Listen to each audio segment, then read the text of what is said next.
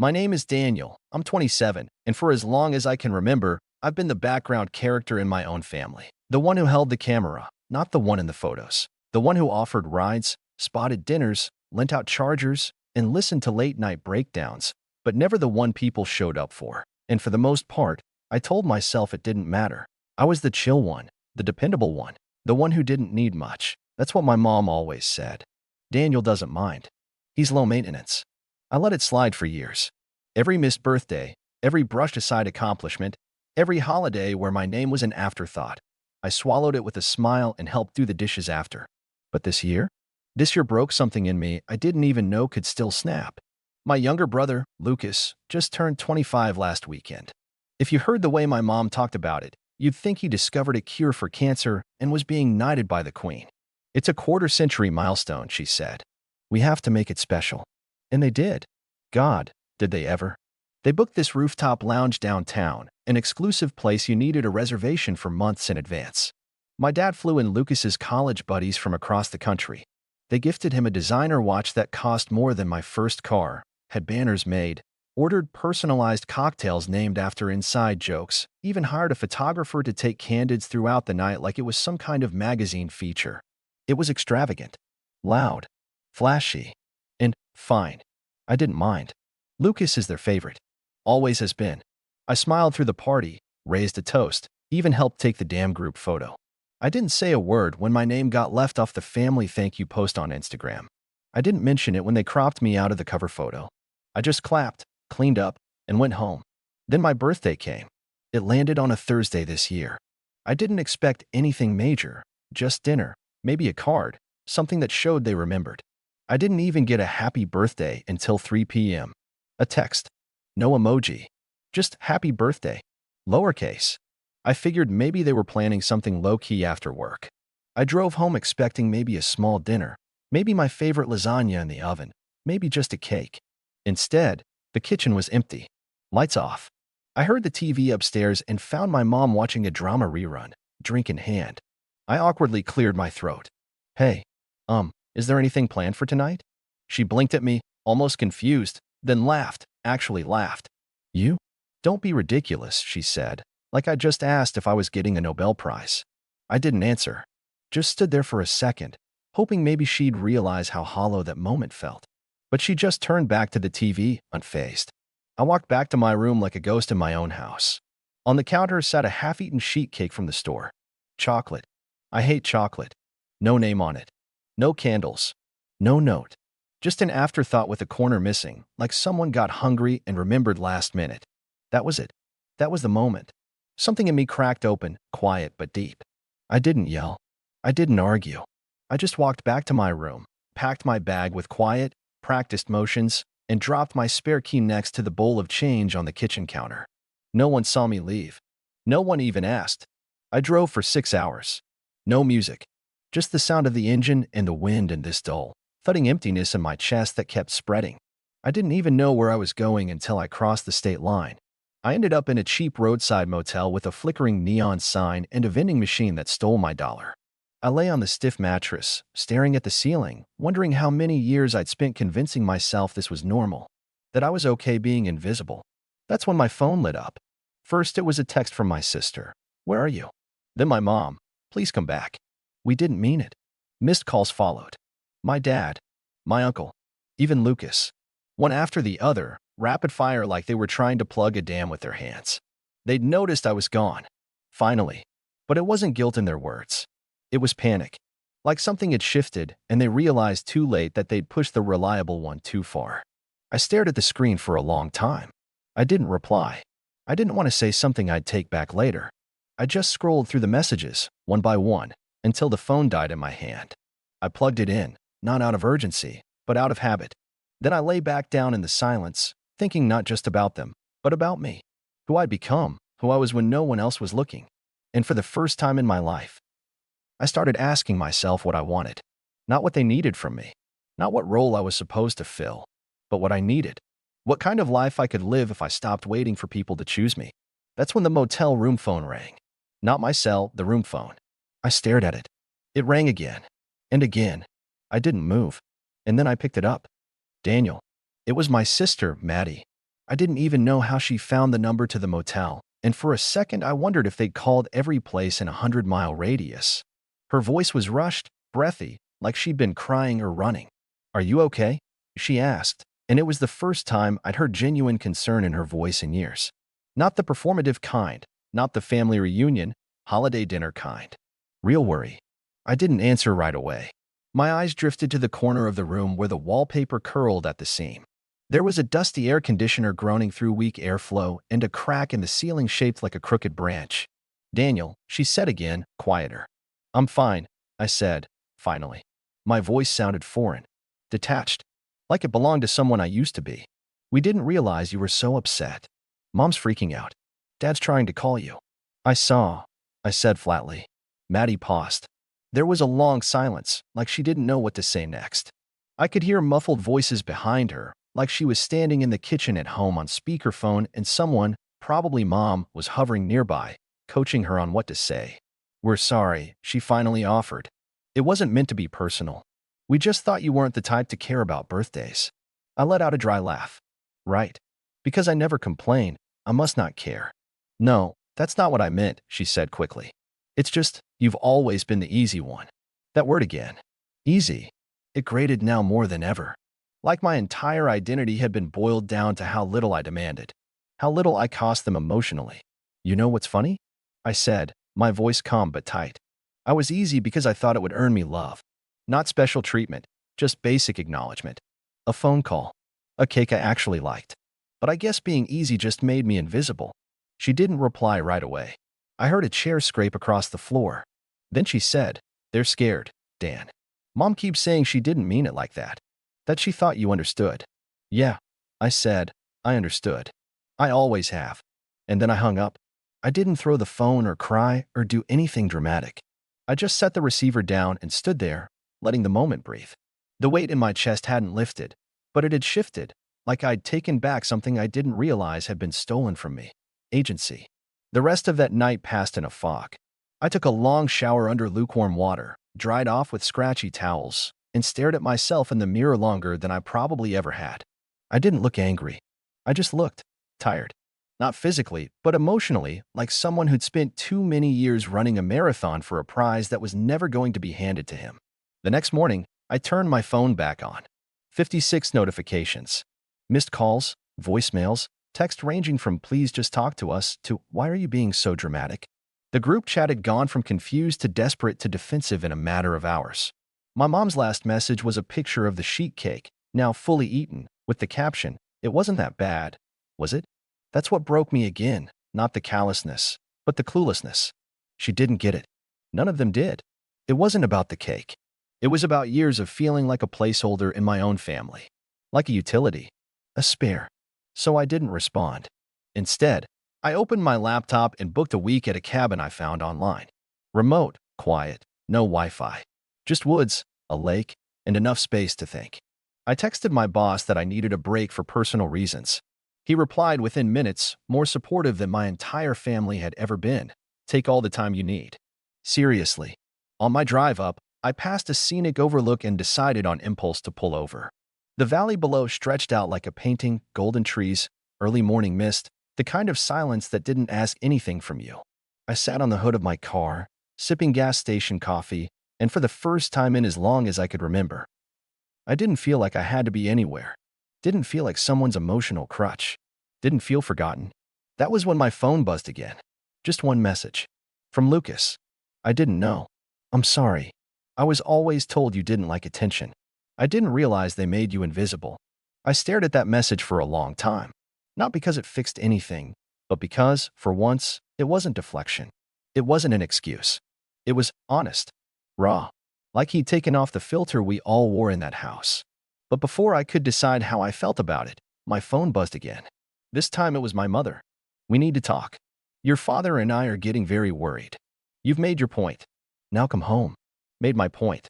Like this was all just a tantrum. I turned off the phone, and that's when I saw the sign on the side of the road, "Cabin Retreat, 5 miles ahead." I turned the wheel, gravel crunching beneath the tires, and headed down the narrow road. The cabin was tucked away in the woods, just off a winding gravel path that disappeared behind a row of old pine trees. It looked like something out of a forgotten postcard. Weathered timber walls, a stone chimney, and a porch swing that creaked gently in the breeze. The key was exactly where the owner said it would be, under a chipped ceramic frog beside the steps. No keypad, no cameras. Just trust and silence. It felt strange, being somewhere that didn't expect anything of me. Inside, the place was simple but warm. Worn rugs, a brick fireplace, a stack of old books with dog-eared pages. There was no TV, no Wi-Fi, and only one bar of service if I stood exactly at the edge of the porch. The fridge was stocked with basics, and a handwritten note welcomed me. Sometimes you just need to disappear for a while. Hope this helps. Janice. I didn't unpack right away. I just stood in the middle of the room, letting the quiet wrap around me like a blanket. No one calling my name. No obligations. No tension riding in the air, waiting to pop with one wrong question. I sank into the armchair by the window and stared out at the woods until the sun dipped behind the trees. That night, I lit a fire, made some tea, and started reading a paperback someone had left behind. I don't even remember what it was.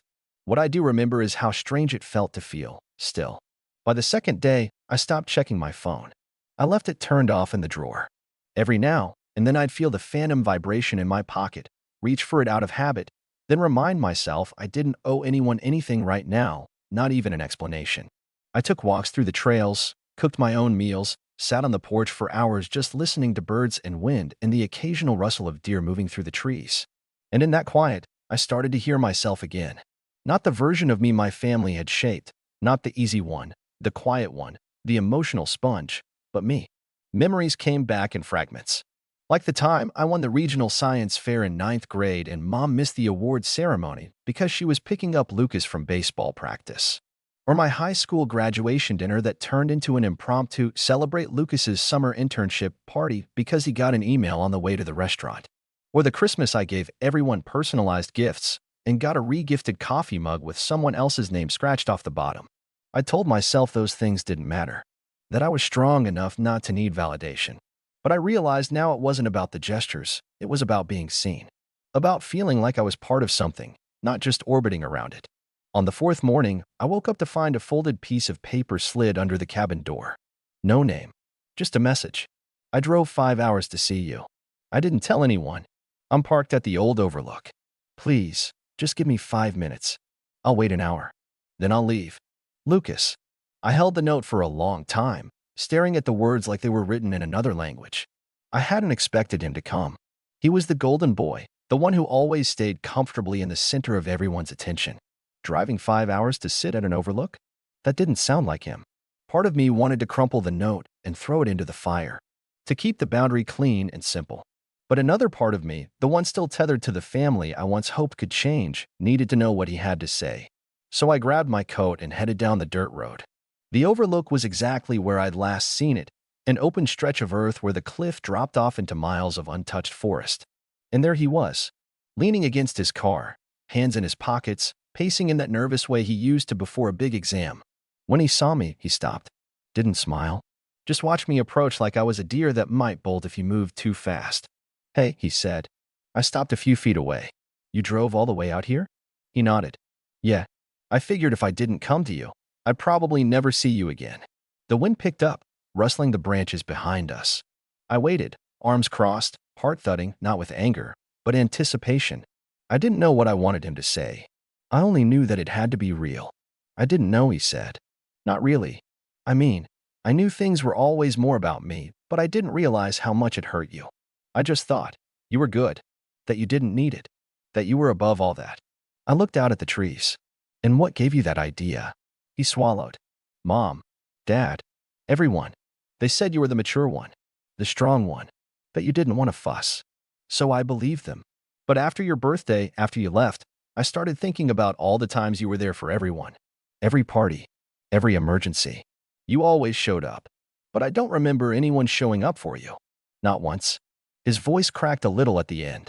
I turned to face him fully. They didn't even get the cake flavor right, I said quietly. He gave a weak smile. I saw the picture. I told Mom you hate chocolate. She said it was on sale. Of course it was. Lucas stepped closer, just enough to bridge the space between us without crowding me. I'm not asking you to come back, he said. I don't think you should. Not until, or unless, they change. But I want to. I want to be better. I know that's not enough. I needed you to know I see you now. And I'm sorry it took this long. I didn't reply right away. Just stood there, feeling the weight of all those years hang between us like fog. Then I said, "You said you'd wait an hour." He looked confused for a moment, then nodded. "Yeah, I'll walk with you," I said. "Just for a little bit. Don't talk. Just walk." And we did. Down a trail that looped back toward the woods, the path quiet except for our footsteps. Neither of us knew if this was a start or a goodbye. But it was the first time I didn't feel invisible standing next to him. And just as we reached the halfway point of the trail, I saw something up ahead. Lucas stopped when I did. His brow furrowed. "What is it?" I didn't answer right away. I just stared at the thing half buried in the woods ahead of us, an old wooden bench, worn and moss-covered, clearly forgotten. But it wasn't the bench that caught my attention. It was the plaque. A small, tarnished rectangle of metal had been nailed to the backrest. I stepped closer, brushing off the layer of dirt and leaves. The inscription read, "In memory of those who were always there, but rarely seen." My throat tightened. I didn't believe in signs.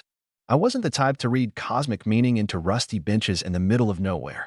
But in that moment, I couldn't ignore how perfectly it captured everything I'd felt for 27 years.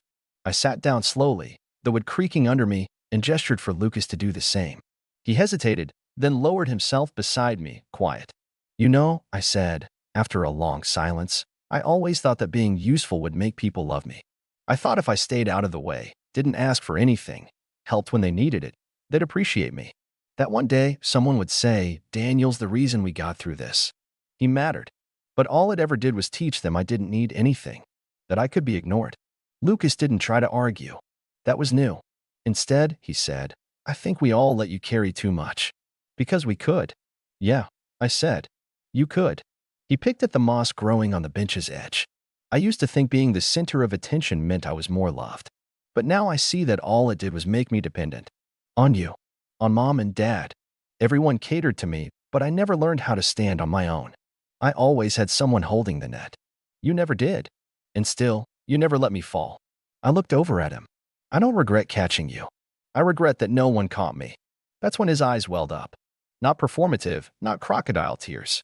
Just a man realizing, too late, what someone else had been carrying for far too long. "You deserve more than an apology," he said. "You deserve a family that shows up." I stood. "You're right. But I'm done waiting for that to happen. I'm not going back to fix them. I'm not stepping into that house again just to be forgotten by the next birthday." "Then what happens now?" he asked. I looked out at the trees. The wind had picked up, cool and sharp. I could feel the direction it was blowing, pushing me forward, not back. "I start over," I said. "Without them." I didn't drive home. I drove to an apartment complex an hour outside the city, where a friend from college had offered to let me stay short-term. No questions, no lectures. Just a key, a room, and the space I needed. I signed up for a therapy session the next day, my first in years. Told them I needed help with boundaries, with anger, with rebuilding after a lifetime of playing support in everyone else's story. A week later, I started job hunting. Not because I needed money, I had some savings, enough to get by, but because I wanted ownership over my next chapter. I applied to positions I'd always talked myself out of, ones I thought were too bold or too selfish. I stopped being modest in interviews. I talked about my strengths, my leadership, my resilience. Turns out, being the emotional rock of a dysfunctional family makes you damn good at problem solving. The calls from my parents kept coming, of course. Some were laced with guilt. "We were just trying to give Lucas a special day." Others tried manipulation. "You've always been so sensitive." And eventually, desperation. "We didn't know you'd take it this far." I didn't respond to any of them. They hadn't reached out when I needed support. Not when I moved out. Not when I graduated. Not when I spent 2 weeks in the hospital with pneumonia 3 years ago, and they didn't even visit because it was too far. But now that I'd finally said no, now they noticed. Funny how that works. Lucas texted me once a week. Never too much. Just updates. Proof he was trying. He told me he confronted our parents, that things got ugly. That Mom called him ungrateful. That Dad said I was punishing them. But Lucas stood his ground. Said he wouldn't play along anymore. Said if they couldn't see the problem, maybe it was time they sat alone for a while. For a while, I didn't know if I believed him. But then one afternoon, I got a delivery at the apartment. A small package, no return address. Inside was a birthday card. Handwritten. Not from Hallmark. Not signed Love, the family. Just a single line, in Lucas's handwriting. I see you. And I'll keep showing up, even if no one else does. I didn't cry. I just smiled, set it on the windowsill, and left it there. 3 months later, I was offered a position as a community project manager for a nonprofit. It was everything I wanted: purpose, independence, a chance to build something on my terms. The office was in a renovated firehouse, the kind with exposed brick and a view of the city skyline. On my first day, I walked in wearing a navy blue button-up and a watch I'd bought for myself. Not a gift. Not a hand-me-down. Mine. I passed by the break room where someone had left out cupcakes. Daniel, right? A coworker said, smiling. They're for your first day. We always do something for new hires. I blinked. Seriously? Of course, she said. We celebrate people around here. And I believed her. That night, I called Lucas. He picked up on the second ring. I got the job, I said. You serious? Yeah. I'm proud of you, he said, and I could hear the smile in his voice. There was a pause, and then I asked, how are things at home? He exhaled. Rough. Mom's still playing the victim. Dad won't admit anything. But I'm not letting it go. I told them if they want a relationship with me, they need to fix how they treat you. They said that's manipulative. I said, no, it's loyalty. I chuckled. You sure you're not adopted? He laughed too. I might be. Listen, I said, you're not responsible for fixing them. I'm not either. I appreciate you trying. You're my brother, he said. I should have started a lot sooner. We hung up after making plans to meet in person the next week. No pressure. Just a coffee. Neutral ground. I went to bed that night with the windows open and the city lights glowing against the ceiling. And for the first time in a long, long time, I didn't feel like a spare part in someone else's life. I felt like the main character in mine. And that, finally, was enough.